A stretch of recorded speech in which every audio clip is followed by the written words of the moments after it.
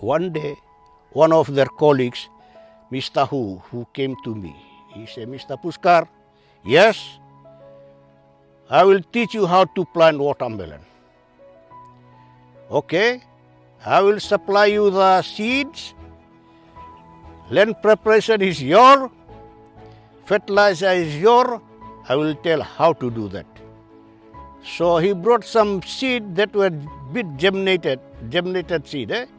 So look, by this you can save your seeds.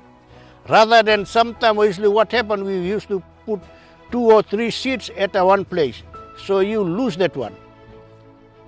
And he told me to keep one record. Your farm record is very, very important. The very day you plant it, see that you keep the record. To have a good crop, you have to visit your farm daily. Because we don't know the insects. They will come and attack.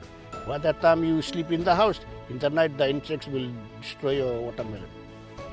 So in 1,000 square meters, I harvest about 7 tons of watermelon.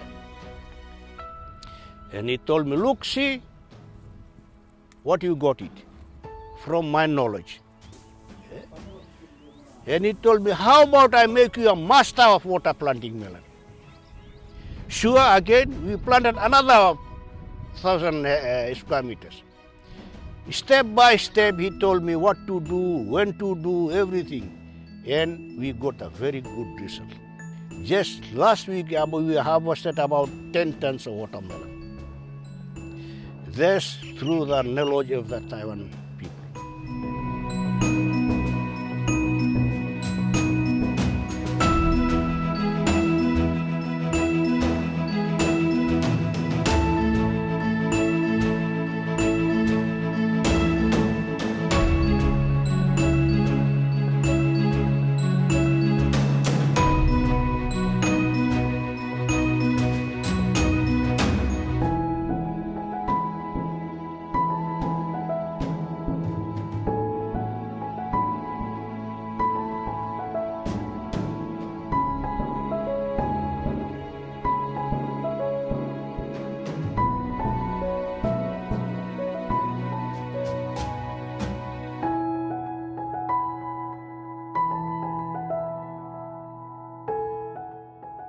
The core business of Fiji is actually what Taiwan Mission does, as well as all the other missions all over the world, and it's to enhance and facilitate the interest of Fiji.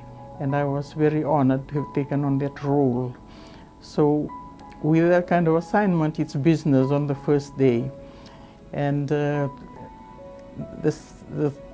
link with Taiwan is in all sectors.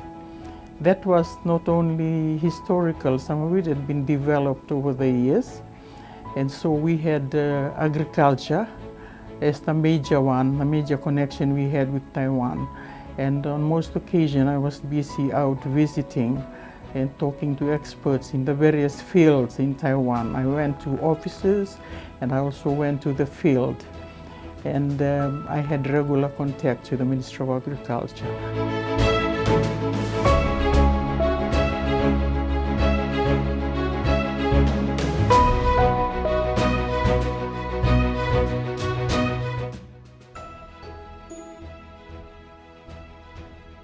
In Fiji, the experts working on the fisheries industry, and also particular interest is the presence of the Taiwan fishing fleet in the Pacific waters, and our interest there is that they supply fish to the cannery in Ratu, PEFCO.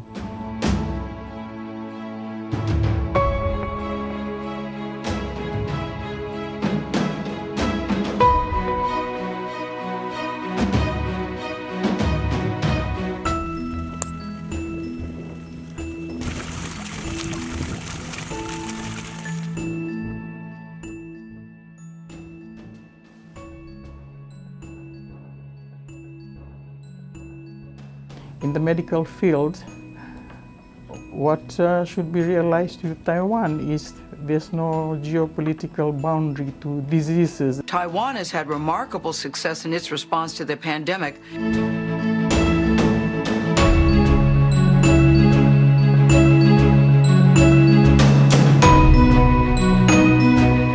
with the restrictions they face, they still have developed into a very important part of World Health System.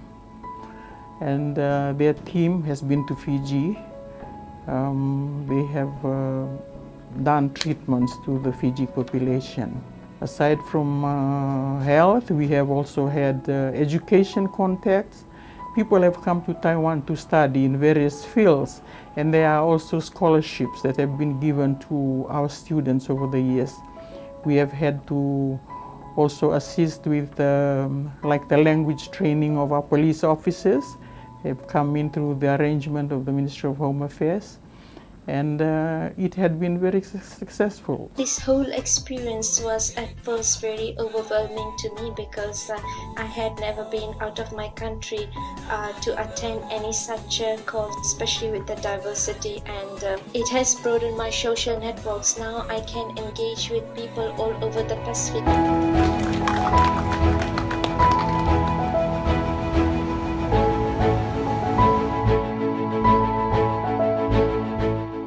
There has been connections with in other fields as well, in the cuisine business which is important for tourism, for example. With the University of the South Pacific, they have developed these courses which has helped our people learn to cater for the dietary needs of cuisine, special cuisine requirements of our Asian travelers.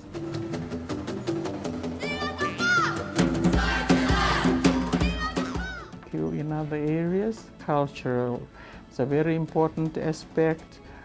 I have had to learn too on this, is that we are part, actually Fiji is part, and the Pacific, Fiji and the Pacific, of the what is called the wider Austronesian culture, and that has connections not only with Taiwan but also with some aspects of some people, indigenous people on the southern coast of mainland China, and then down through Southeast Asia to the Pacific and Fiji. There are language similarities which I found really interesting, like when I visit an indigenous community in Taiwan, what we would do is to have someone stand up on stage and I'll stand on the other, and we'll both count. And in most cases, what was the language that was coming out from each one was the same. That's one similarity which I found very interesting. But it's an area that could be further developed through exchanges and better understanding between our peoples, facilitated that way.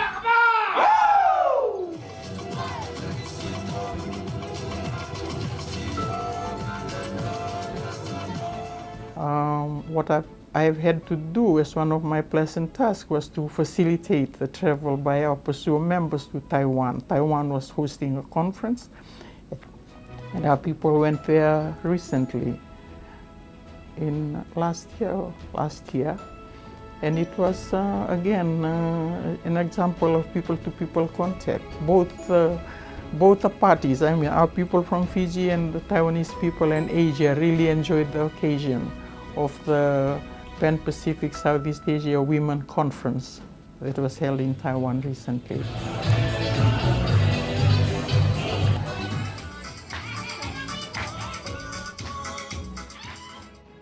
This year is of special significance in the relations between Taiwan and Fiji.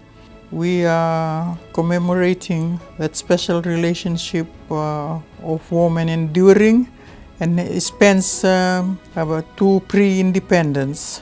1935, the first consul was established, and in 1936, the school was built on the effort of the Chinese community, the government of the Republic of China. And as we all know, the school is actually named after the founder of the Republic of China, Dr. Sun Yat-sen.